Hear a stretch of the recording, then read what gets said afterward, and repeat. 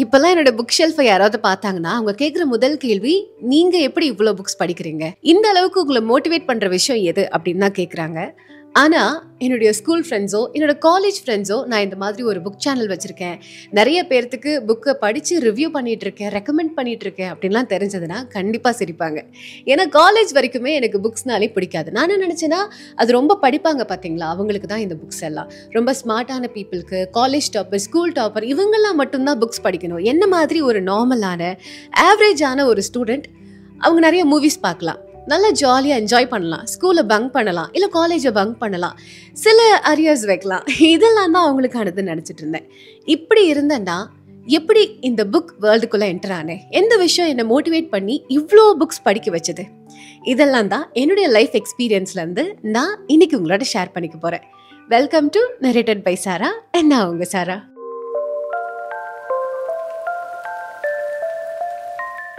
இந்த வீடியோவை நீங்கள் ஃபுல்லாக பார்த்து முடிக்கிற டைமில் கண்டிப்பாக ஒரு புக்காவது உங்கள் லைஃப்பில் நீங்கள் படிச்சிருக்கணும், இல்லை படிக்கணும் அப்படிங்கிற ஒரு ஆர்வத்தை இந்த வீடியோ உங்களுக்கு ஏற்படுத்தும் அப்படின்லாம் நான் சொல்ல மாட்டேன்.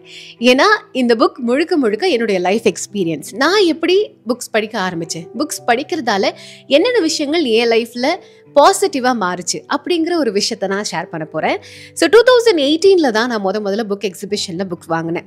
ஏன் அப்படின்னா, ஸ்கூல் காலேஜ்லலாம் நமக்கு நிறைய ஃப்ரெண்ட்ஸ் இருப்பாங்க. ஒரு ஃப்ரெண்ட் கூட சண்டை போட்டாலும் இன்னொரு ஃப்ரெண்ட் கூட நம்ம சேர்ந்துக்கலாம், ஜாலியாக இருக்கும், தனிமையாக இருக்கிற ஃபீலிங்கே இருக்காது. ஸ்கூலுக்கு போனால் ஃப்ரெண்ட்ஸ் இருப்பாங்க, வீட்டுக்கு வந்தால் பேரண்ட்ஸ் இருப்பாங்க, இந்த மாதிரி ஜாலியாக இருக்கும். ஆனால் 2018 முதல்ல எனக்கு காலேஜ் முடிச்சு வேலை கிடைக்கும் போது நான் தனியாக வந்து ஸ்டே பண்ணி ஒர்க் பண்ணுற மாதிரியான ஒரு சிச்சுவேஷன் இருந்துச்சு.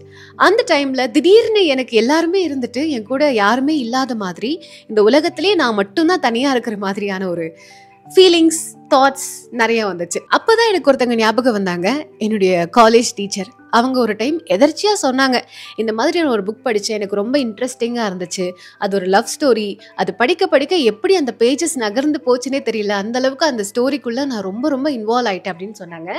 அது ஏன் எனக்கு அந்த டைமில் ஞாபகம் வந்துச்சுன்னு கூட எனக்கு ஞாபகம் இல்லை.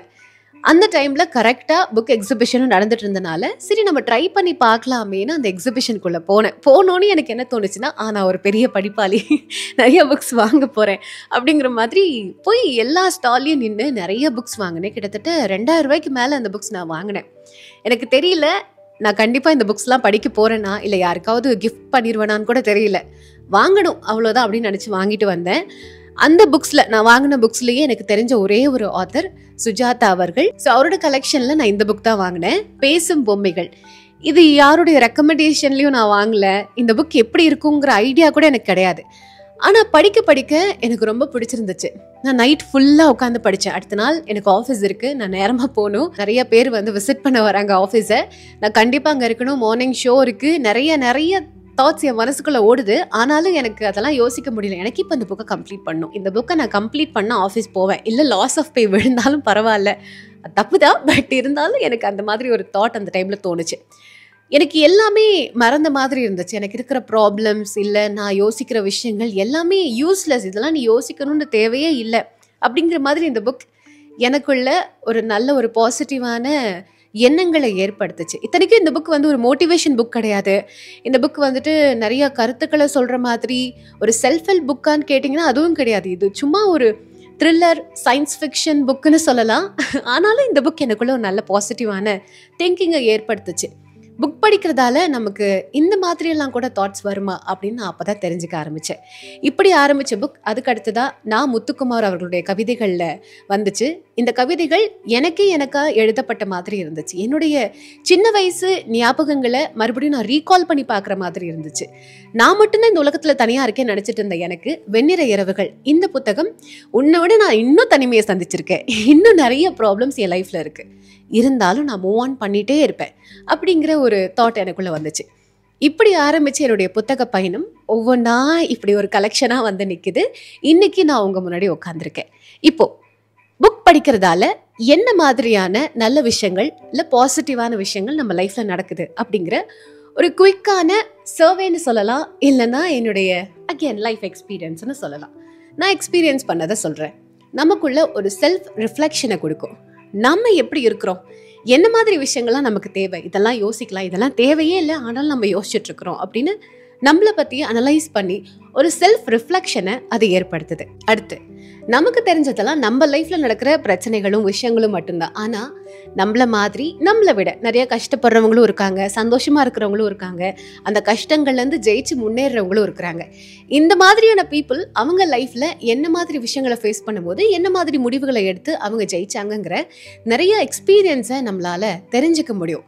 ஸோ இது இன்னைக்கு நமக்கு ஹெல்ப்ஃபுல்லா இல்லைனாலும் என்னைக்காவது ஒரு நாள் இவங்க இவ்வளோ கஷ்டத்தை லைஃப்ல ஃபேஸ் பண்ணதுக்கு அப்புறமும் நல்ல ஒரு முடிவை எடுக்க முடிஞ்சது, லைஃப்பை நல்லபடியாக மாற்றிக்க முடிஞ்சது. அப்போ நம்மளால ஏன் முடியாதுங்கிற ஒரு கேள்வி ஏற்படுத்தும். அந்த கேள்வியே அதுக்கான பதிலையும் கண்டுபிடிக்க வைக்கும். And life appreciation. ஃபியோதர் தஸ்தயேவ்ஸ்கியோட வெண்ணிற இரவுகள் புத்தகத்தை படித்த நிறைய பேருக்கு கண்டிப்பாக இந்த விஷயம் தோணியிருக்கும். ரொம்ப தனியாக இருக்கோமே, லைஃப்பில் நம்ம மட்டும்தான் தனியாக இருக்கோம், நம்ம லைஃப்பில் மட்டும்தான் பெரிய பெரிய பிரச்சனைலாம் நடக்குது அப்படின்னு யோசிக்கிறவங்களுக்கு வெண்ணிற இரவுகள் அப்படிங்கிற இந்த புக் படித்ததுக்கு அப்புறமா இந்த கதையில் இந்த ஹீரோ சந்திக்கிற ப்ராப்ளத்தை விட நம்ம கொஞ்சம் கம்மியாக தான் ஃபேஸ் பண்ணுற போலையே அப்படிங்கிற ஒரு தாட்டை நமக்குள்ளே ஏற்படுத்தும். இது மட்டும் இல்லை, நிறைய கதைகள், நிறைய செல்ஃப் மோட்டிவேஷன் புக்ஸ் இருக்குது. அந்த புத்தகங்கள் படிக்க படிக்க நம்ம லைஃப் பற்றின ஒரு நல்ல எண்ணங்கள் நமக்கு தோண ஆரம்பிக்கும், நம்ம லைஃப்பையே நம்ம அப்ரிஷியேட் பண்ண ஆரம்பிப்போம். அடுத்து இன்னும் ரொம்ப முக்கியமானது எஸ்கேபிசம். நிறைய பேர் எதுக்காக தான் புக் ரீடிங்குள்ளேயே வராங்க. ரியாலிட்டியிலேருந்து நான் எஸ்கேப் ஆகணும், என் லைஃப்பில் நிறைய விஷயங்கள் நடந்துக்கிட்டு இருக்கு, பட் எனக்கு அதெல்லாம் வேண்டாம், எனக்கு இந்த மொமெண்ட் கொஞ்சம் ஹாப்பியாக இருக்கணும், இந்த மொமெண்ட் இன்னும் நான் கொஞ்சம் சந்தோஷமாக, இன்னும் நான் கொஞ்சம் நிம்மதியாக ஃபீல் பண்ணணும், அதனால ரியாலிட்டியிலேருந்து நான் எஸ்கேப் ஆகணும்னு நினைக்கிறவங்களுக்கு எப்பவுமே இந்த புக்ஸ் ஒரு பெரிய விஷயமா இல்லை ஒரு பெரிய ஹெல்ப்பாக அமைதுன்னு சொல்லலாம். அதனாலேயே நிறைய பேர் புக் ரீடிங்குள்ளே வருவாங்க. அடுத்ததாக நம்ம எல்லாருமே மென்டார் அப்படிங்கிற ஒருத்தர் நம்ம லைஃப்பில் இருக்கணும்னு ஆசைப்படுவோம். அது ஸ்கூல்லையோ காலேஜ்லேயோ இல்லை ஒர்க் பண்ணுற பிளேஸில் கண்டிப்பாக நமக்கு ஒரு மென்டார் இருக்கணும் அப்படின்னு நம்ம ஆசைப்படுவோம். ஆனால் யாருமே அப்படி நமக்காக நல்ல விஷயங்களை யோசிச்சு ஒரு நல்ல மென்டாரா இல்லை ஒரு நல்ல வெல்விஷரா இருப்பாங்கன்னு நம்ம எதிர்பார்க்க முடியாது. சில பேருக்கு அமையும், சில பேருக்கு அமையாது. ஆனால் புத்தகங்கள் எப்பவுமே நமக்கு ஒரு நல்ல மென்டாரா இருக்கும். சிறந்த மனிதர்களோட உரையாடணும்னு நீங்க நினைச்சீங்கன்னா புத்தகங்கள் தான் அதுக்கு சிறந்த வழின்னு சொல்லுவாங்க. நீங்க உங்க லைஃப்ல உங்களுக்கு ஒரு நல்ல மென்டார் வேணும், இல்ல நானே எனக்கு ஒரு நல்ல மென்டாரா இருக்கணும்னு நினைச்சீங்கன்னா நல்ல புத்தகங்களை வாங்கி படிங்க. எல்லாருக்குமே இங்க தனிப்பட்ட கருத்துக்கள் இருக்கு, எல்லாருக்குமே நிறைய ஐடியாஸ் இருக்கு, இந்த மாதிரி பண்ணலாம், இதெல்லாம் பண்ண வேண்டாம் அப்படின்னு. ஆனா நம்மளுடைய ஐடியாஸை, நம்ம யோசிக்கிற விஷயத்த சரியா எக்ஸ்பிரஸ் பண்ண உங்களால முடியுமா? பல சமயங்களில் நம்ம ரொம்ப திணறுவோம்.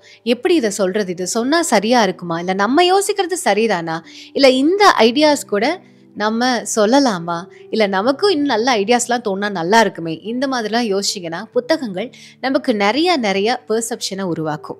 இந்த மாதிரி நடந்திருந்தால் எப்படி இருந்திருக்கும், இல்லை ஒரு ஸ்டோரிக்கு 2-3 எண்டிங்ஸ் கூட பல சமயங்களில் இருக்கும். அந்த மாதிரி கதைகளை படிக்கும்போது இல்லை அந்த மாதிரியான புத்தகங்களை வாசிக்கும் போது நாம் இந்த ரியாலிட்டியில் இருந்தால் என்ன பண்ணியிருப்போம், இல்லை அந்த எண்டிங்கில் இருந்தால் என்ன பண்ணியிருப்போம், இந்த மாதிரி பல பெர்ஸ்பெக்டிவை நமக்குள்ளே ஏற்படுத்தி உண்மையாகவே நமக்கு நிறைய ஐடியாஸை அது கொண்டு வரும். அண்ட் ஃபைனலாக இப்போ நான் சொன்ன விஷயங்கள்ல இருந்து இன்னொரு விஷயமும் இருக்கு, அதுதான் ஃபன் எக்ஸ்பீரியன்ஸ்க்காக படிக்கிறவங்க.